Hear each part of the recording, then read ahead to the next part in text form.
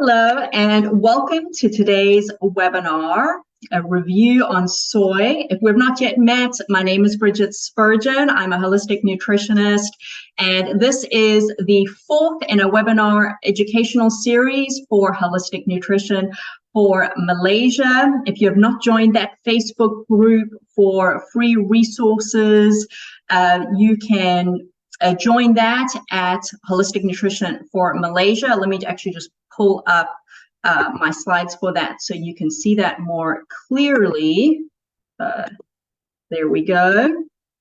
And I'll also introduce my partner in mission, Jinkai Law, and our sponsor, Seeds Origin and Wellness Origin, as well as Holistic Healing Strategy. Yes, here we go. We're all set up. Thank you so much for joining me today. If you have not caught any of the previous webinars in our series, you can find the links on the Facebook page, or you can also go to my YouTube channel, Bridget Spurgeon. That's just a way to find me anywhere, really. I keep it simple. My website is bridgetspurgeon.com, or on social media, I'm just simply Bridget Spurgeon. But welcome, and let's go ahead and get started. I've been so excited to share the updated research with you because soy has a really interesting story in the nutrition world as we have followed the research over the decades.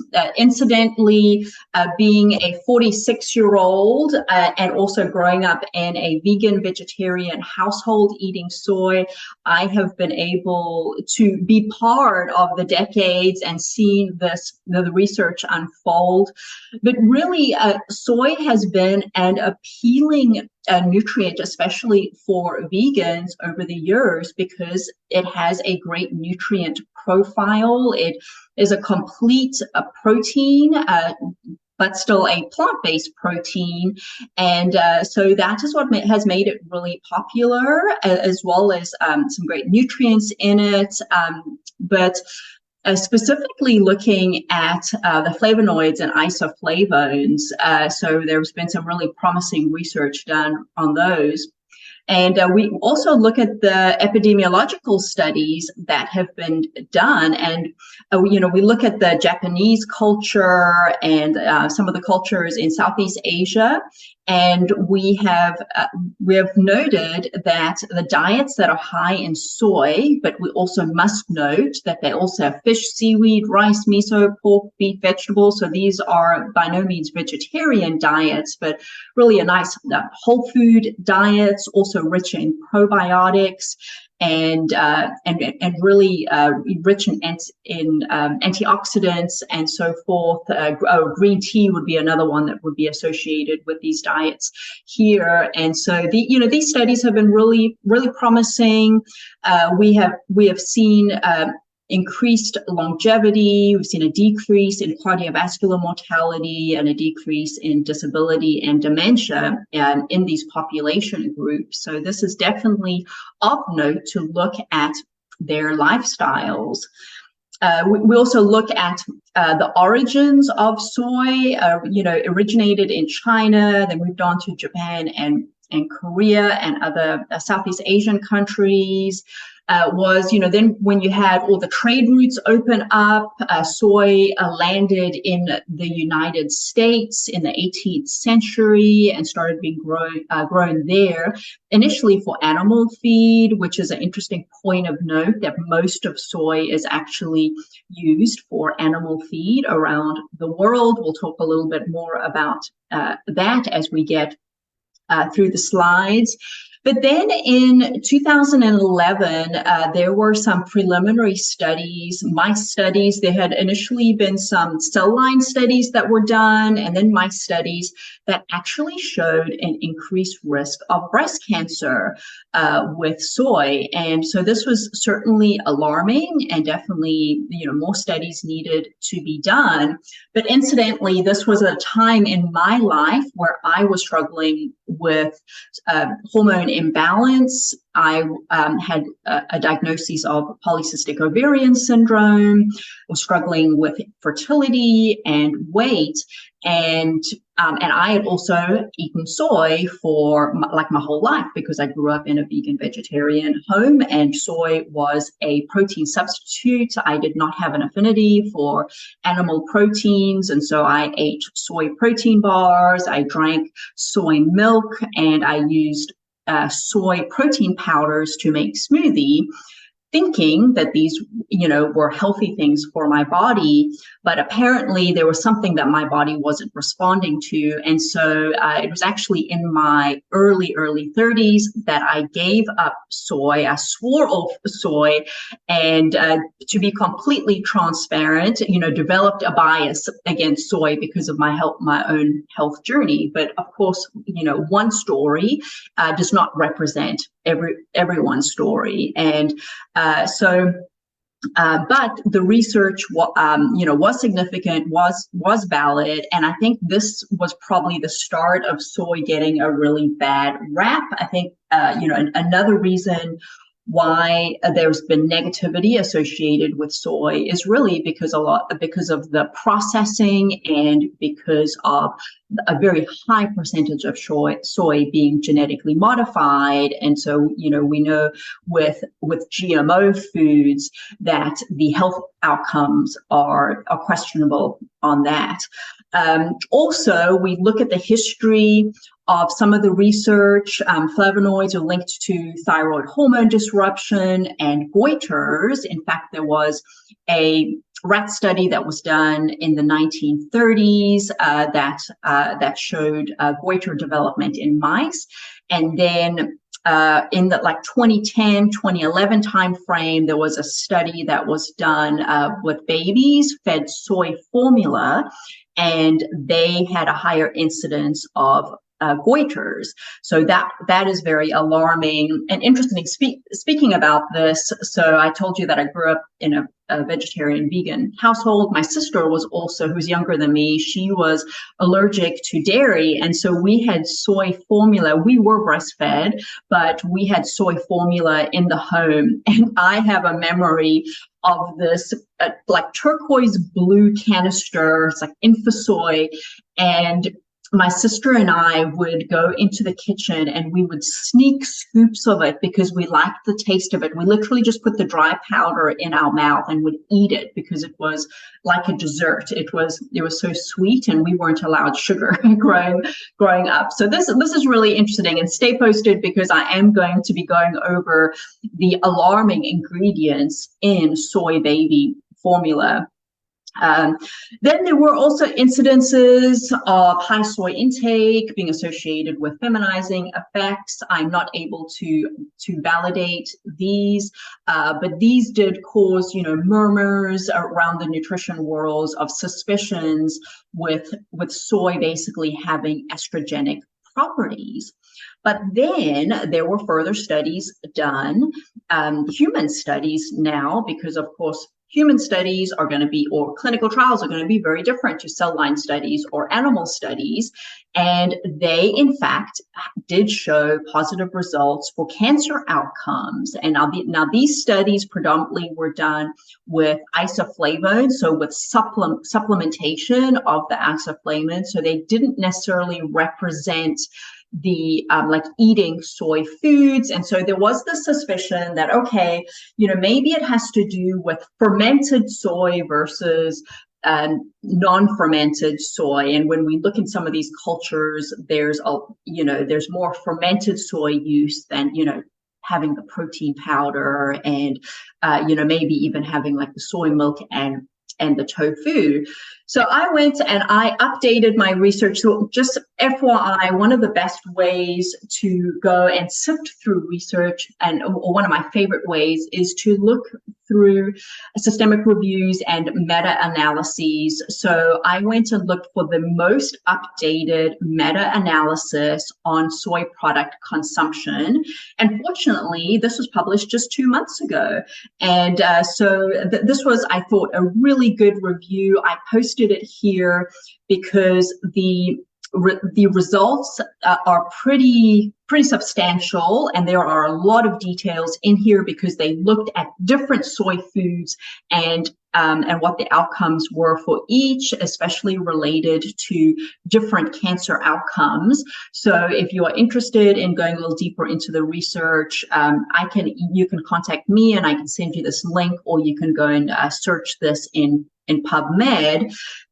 But I thought it was really interesting that there was actually the non-fermented foods, the tofu and the soy milk, that had better outcomes. In fact, the outcomes with the fermented soy, like miso or miso paste, natto, and tempeh, they had inconclusive results. So I think that was definitely interesting. By the way, just the fact that there were positive results for cancer outcomes was a little bit of a big surprise, because with the theory that the soy has an estrogenic effect, what they actually were finding is it was having a hormone balancing effect. And so as a scientist myself and as a nutritionist, I just think this is really interesting and noteworthy. So if we look at the conclusion of these studies, I thought I would just post their actual conclusion for accuracy. So their analysis suggested that high soy consumption, especially with tofu and soy milk, is associated with reduced cancer risk, particularly gastrointestinal and gynecological cancers. So these were gastric cancer, and also breast cancer and uterine cancer, and ovarian cancer. So increasing the daily intake of 54 grams of total soy product reduced the risk by 11%. Then when it was increased to 61 grams of tofu, that reduced cancer risk by 12%, and 23 grams of soy milk reduced cancer risk by 28%. So this evidence was associated between high consumption of other soy products like the soy paste, miso, natto, that was insufficient. And so they, basically, and you see this a lot, it gets a little bit frustrating with research, but when you read through it, they're like, it just shows us that, that we do need more studies and we need to go a little bit deeper into the details. But in my opinion, and I read a lot of research, this looks really promising.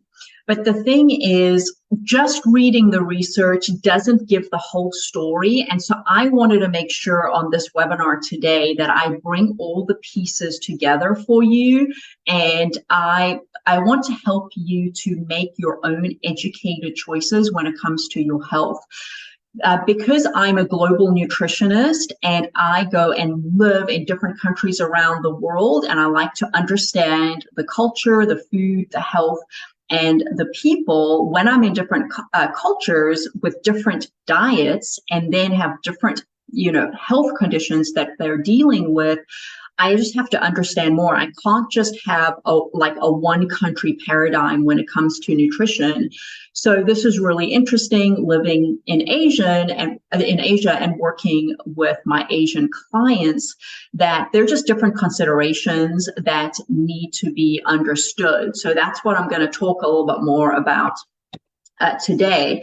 But let's go into just this interesting fact about how the estrogenic effect of soy can be something positive in our health and can have a potential therapeutic uses. So what they ended up finding is that these isoflavones, so they do favor and mimic estrogen in the sense that they can bind the estrogen receptors. And so the initial theory was, well, if you have these estrogen-like molecules bombarding the estrogen receptors, then your body's just going to think there's like this estrogen dominance and it's going to throw off the balance. But what in fact they found, so we have two different kinds of estrogen receptors. We have alpha receptors and beta receptors. And the way that we can think about these two different receptors, and FYI, higher estrogen is associated, just in case someone doesn't understand this, the higher estrogen is associated with hormone-specific cancers and hormone imbalance issues, and also downstream can affect the thyroid and some other things. And then we have the other side of it where, we're looking at menopausal scenarios, and so where someone has a natural decline in estrogen, and then we can also look at the estrogenic effect there. But so what they found in premenopausal women is that these were binding to the beta receptors, and so these two receptors have different functions. Think of them as when you are driving a car and you have a gas pedal and a brake pedal, okay? So there's two different functions there. Well, they're the same thing. So the beta receptor has the brake pedal, and the alpha receptor is the gas pedal. So what they found is generally they were noticing that the isoflavones were attaching to the beta receptor, which in fact was causing this hormone balancing effect. And when it came to cancer cells, showed a decrease in cell proliferation and an increase in apoptosis. So that means for a tumor, it's slowed down tumor growth, right? So it slowed down the cell proliferation, the cell growth, and it increased apoptosis, which is cell death. So in a tumor, that's important. We want to see cell death of unhealthy cells or mutated cells. So this is really positive. We also saw that those isoflavones favored the conversion of androgens to the estrogens, which then were decreasing the cell proliferation. We also saw that the isoflavones had an antioxidant role with malignant cells. So that's all, and then showed a decrease in cell proliferation in that. So this is all really positive. I wanted to review the mechanism for you. For some of you, I think for me especially, it helps when I understand the mechanism of how something is working. So this is a really positive hypothesis and theory. Once again, we're still, would like to see more research done on this. So this also has implications for menopause, and as I'm looking at the research, this is a promising option for menopausal symptoms. So the theory would be that the estrogenic effect when a woman is having decreased estrogen can benefit things like bone health, gut health, things like night sweats and the postmenopausal symptoms. So when we look deeper into the research, using it as a natural alternative for hormone replacement therapy, needed to be done over 20 milligrams of the genistein. So that is the particular isoflavone. And so there are 3 different isoflavones, so specifically the genistein one. So this has to be really targeted for this to be effective. The other thing that the research showed us is that when you're doing these natural options, it just took longer to see the effects. So it was taking about 12 weeks, whereas when you were doing the artificial therapies, you could see the results in 1 week. So that is something to be aware of. But one thing I would note is, so if I'm working with a client specifically, I'm going to be looking at thyroid function, gut function. I think I have another slide where I'll go into, potential gut function disruption and weight. So this is not just a blanket recommendation. I think this is very specific person to person and even culture to culture. If you have grown up in a culture and a family that has eaten soy for, centuries, your microbiome, your epigenetics are going to be better suited for the type of food. But then we also have to consider the form of the food and the processing of the food. Also, medications and additional health history need to be taken into consideration, because there have been studies that have shown that soy can interfere with the efficacy of thyroid, so like levothyroxine, for example, so thyroid medications, as well as hormone-lowering medications, like tamoxifen would be an example. So yes, we have seen some studies that are affirmative for menopausal treatment, for bone health, hot flashes, and even cognitive function. But the consensus is that more studies are needed. When I'm working with my clients, I am just keeping an eye on this research, and I'm keeping an eye on the different countries and cultures that I work with to see if these are viable options. But I will say that I do have other natural options as I am working with menopausal women that have been extremely successful. Those do include, I do include flaxseed, and I also do include some desiccated organ supplements, some whole food supplements, and then of course looking at someone's nutrition, decreasing processed food, decreasing inflammation, healing insulin resistance, getting someone to a healthy weight. These are all important, because really when we look at menopausal symptoms, and this is a whole nother conversation, but we find that they a lot of times are very lifestyle driven, and when someone has a lifestyle that is very tuned into their body, that they really can escape these symptoms or heal from these symptoms. So that gets us into the conversation. And if there is one thing that you take out of today's webinar, it is the word bioindividuality. This is something that I'm a key factor when I'm working with my clients, because every person is different. There is no like one diet fits all, one nutrition recommendation fits everyone. That's why I am very cautious when I don't like to make blanket recommendations and blanket statements, because I have to consider the individual that is in front of me. So if we're looking at soy and bioindividuality, we do know generally soy is anti-inflammatory. It has anti-inflammatory constituents in it and nutrients. It supports anti-inflammatory pathways. But what is really interesting, and I think this is part of why this becomes such a controversial food, is because it is also a common allergen. So in the United States, Canada, and Europe, it falls in the top 8 allergens. And these are IgE allergens. These are serious allergens. But then we also find that the biochemistry of soy has cross-reactivity to gluten. So if someone has a gluten allergy, they have a probability of also being sensitive to soy and having an inflammatory response from soy.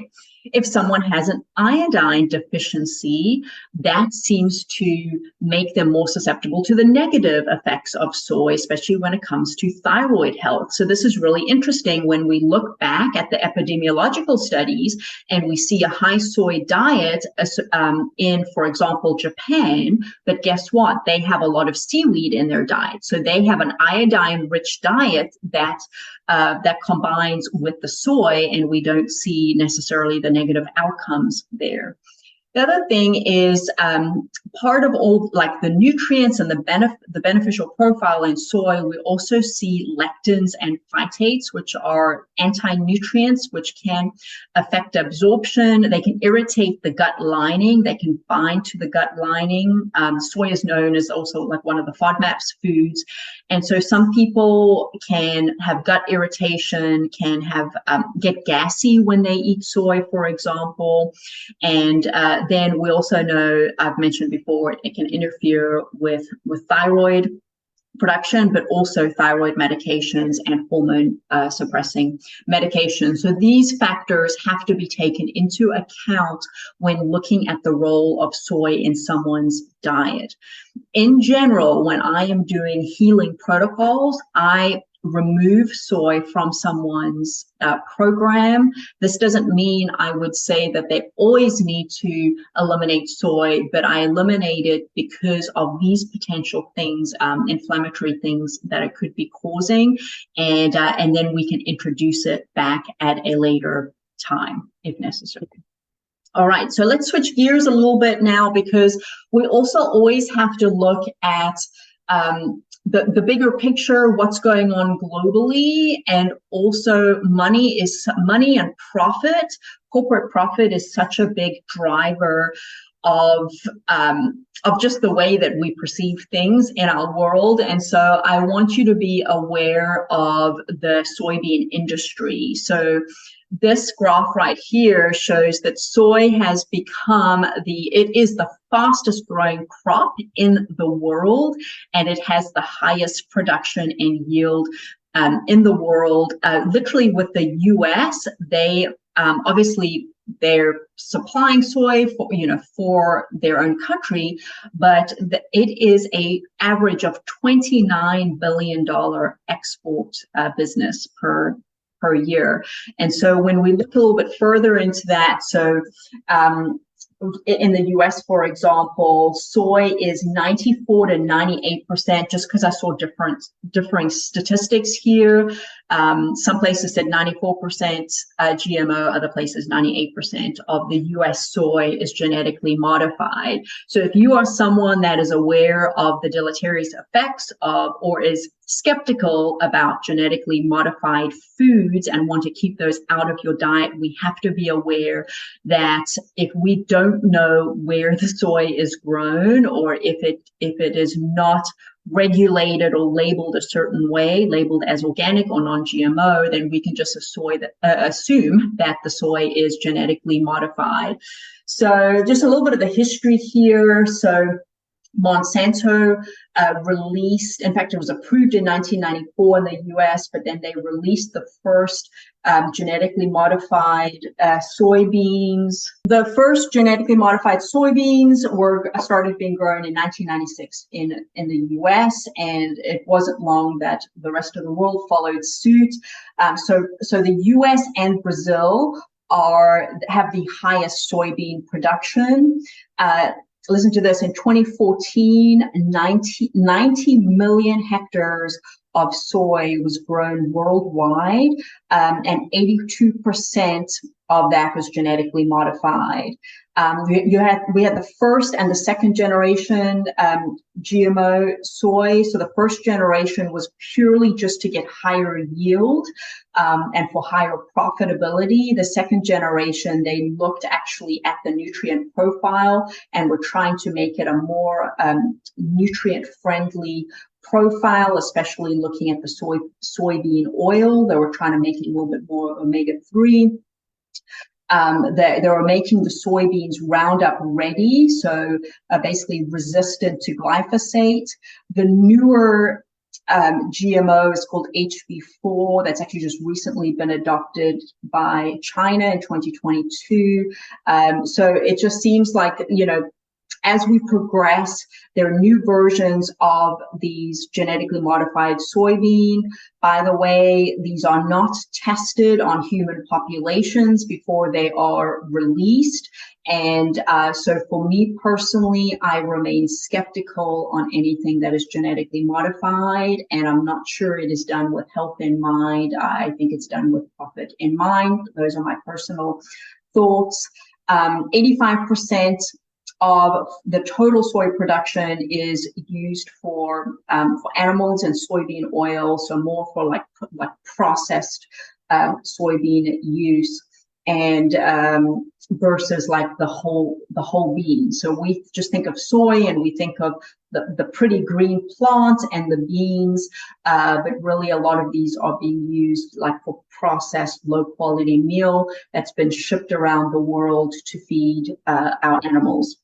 So if we look at soy foods, and if you are someone that does have soy in your diet and would like to keep it in the diet, or have reasons that you would like to have it in your diet, health reasons you would like to have it in your diet, I just wanted to educate you on the different ways that you can do that. And I'm going to start with the best options first, and we're going to go down to the ones that you 100% should avoid. So as always, I believe in whole food nutrition. I think we should at minimum keep a 90% whole food diet. So let's start off with edamame, the actual bean. Once again, when you're looking at these, you want to choose, in my opinion, choose organic and non-GMO sources. So edamame probably would be the best option for soy.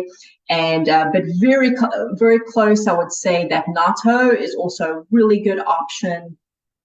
This is done more in Asian cultures and is the fermented soybeans, and there are, like, especially vitamin K2 benefit from that, and then good probiotic benefit from that.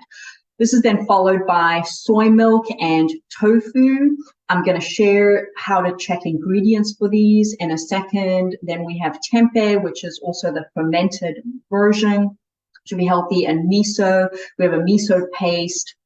Just these are fermented products as well, and then making a miso soup. So in my opinion, if you are having soy in your diet, these would be all great options, assuming that they are non-GMO and that they have a good ingredient. So let's look at some ingredient examples. Here would be ingredients that you would not want to use. So interesting, this would be labeled organic. So you might see, oh, organic soy milk, that's good. But let's look at the other ingredients. Maltodextrin is highly processed, refined, could be from corn, could be from GMO corn, and in my opinion is not a good ingredient to have for liver health. Sunflower oil is a seed oil. If you want to learn more about seed oils, I do have a webinar on my YouTube channel that you can check out. Then it has other, like, acidity regulators, so basically preservatives, chemicals, toxins in here, natural flavorings, which, by the way, there's nothing natural about those, salt, and then we have vitamin D2, iodine, and vitamin B12, which are synthetic vitamins and nutrients, and I'm just not a fan of synthetics, and so I would avoid this one on the left at all costs. Now, the one to consider would be this one, and this incidentally is a Trader Joe's product, which is simply water and whole organic soybeans. Those are the types of ingredients you want to look for.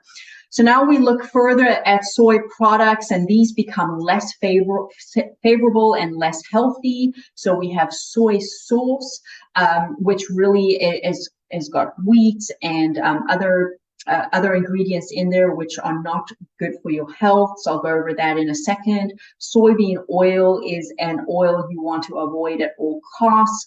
A lot of times, these products here, a lot of times they have been extracted using hexane.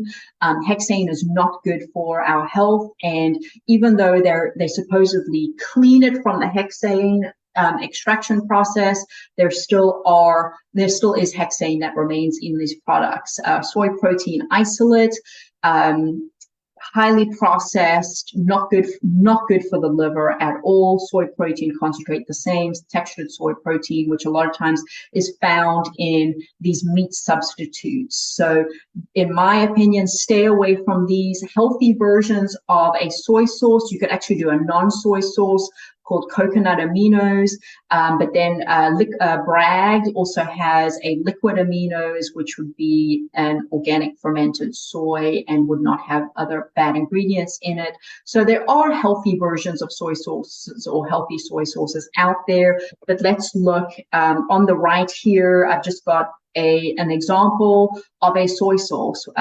See, it's not so much what you're eating, it's the things you don't see. So this is why we just always have to look at ingredients. So here we see water, salt, soybeans, wheat flour. Okay, so if someone has a wheat sensitivity or allergic reaction, colors, caramel colors, ammonia process, like these are awful. Flavor enhancers, monosodium glutamate, so MSG. I have one of my other webinars goes over how this is really not good for our health. Sugar, preservatives. These are all awful ingredients outside of the water and the soybeans if they're organic. So just check the ingredients for soy sauces. Be really careful. I just wouldn't use soy sauce in a restaurant. Then we look, this picture on the left here is a baby formula. And this, in my opinion, is the saddest thing. The number one ingredient is corn syrup solids, then it's soy protein isolate, then it's high oleic safflower oil, which is a seed oil, very inflammatory. Then it's sugar, soy oil. I mean, this literally, the top 6 ingredients are like the worst, most inflammatory, toxic ingredients, and this is what we're feeding our babies. So I do not recommend baby formula, soy formulas. Please watch those ingredients, and just because it's for a baby doesn't mean that it's healthy. And yeah, so this is very concerning over here. So watch your ingredients. So I'm actually ready to wrap up. I'm also hopping on another call right now, so I literally have 30 seconds to wrap up. But just some final reminders to just in general in your diet to eat fresh, whole foods. Keep those at 90% of your diet. When you are eating any type of processed foods or things you're getting in the grocery store, check those ingredients. Look for organic to avoid GMO. Consider your bio-individuality. Just because something works for someone else or works in a different culture or is represented positively in the research or negatively in the research, it just doesn't mean that it is the right choice for you. So, you know, we just have to gather the information, know our own body, and then work with a professional to make the best choices for our healing and for our health journey. Always seek clinical supervision. Nothing I say here today is intended to be medical advice. This is purely for educational purposes, to expand your knowledge base, to create awareness and updates on the research. And yeah, so I am available if anyone does need one-on-one or custom support. This is the QR code for my schedule. You can also go to my website, bridgetspurgeon.com, and please join me, follow me on social media or on YouTube. And we do have a further educational series and seminars, webinars coming up soon. So stay tuned for those, and I will see you on the next one. Thank you so much for joining me today.